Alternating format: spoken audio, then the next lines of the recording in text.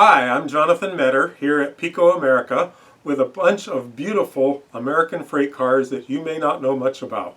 You know, PIKO has some of the most amazing decorating technology in the world, and we're able to combine not only the skills of a fine art painter and a digital graphics whiz, and then put those on the side of a train car in just amazingly, incredibly realistic ways and very colorful. So these are cars from what we call our Railroad Nostalgia and American Traditions series, and both of those celebrate things that were things or people that contributed to not only development of railroads in America, but also just American traditions that we all hold near and dear. So first up, Commodore Cornelius Vanderbilt was a young ferryboat captain on New York Harbor, and he was given the nickname Commodore by other ferryboat captains. And he grew into a steamship magnate and later became involved with railroads, combining small, struggling railroad lines into the mighty New York Central system.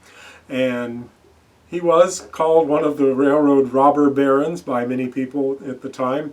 But later in his life, he actually gave much of his money and energies to charity and even funded the founding of the university in Nashville that bears his name.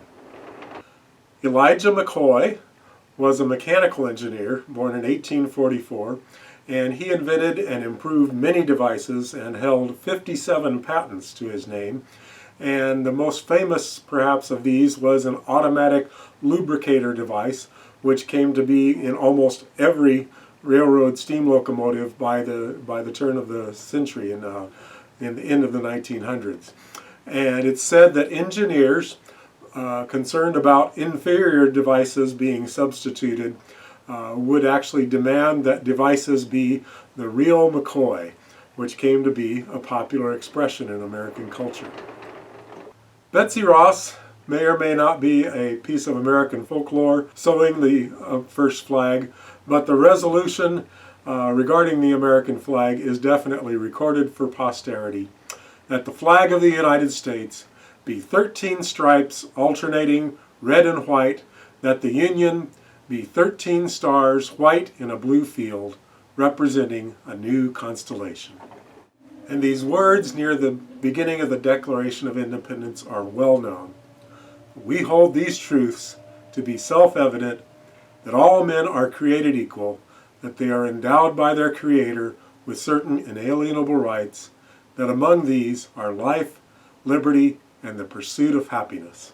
And even the words to the preamble of the U.S. Constitution are stirring. We, the people of the United States, in order to form a more perfect union, establish justice, ensure domestic tranquility, promote the general welfare, and secure the blessings of liberty to ourselves and our posterity, do ordain and establish this Constitution for the United States of America. John Henry was an American folklore hero, swinging a sledgehammer to drive a steel bit into the rock, making holes where explosives would be placed to blast out railroad tunnels. It's said he actually beat the new steam drill in a competition for more than a full day, but then died of exhaustion shortly after that. The 1950s ballad sang, "He died with his hammer in his hand." And baseball had its roots in early bat and ball games in Europe and England, but the game resembling what we know today is definitely American. Whether it was formalized in New York City or Cooperstown, there are differences of opinion, but few traditions are more uniquely American than a baseball game. And to finish up with our photo run-by today, we're going to use our Union Pacific 25-ton diesel, fully battery powered with digital diesel sound by TCS. We're going to give a little flip of the switch under the cab. And we can get the bell ringing and give a couple blasts on the horn. And we're off.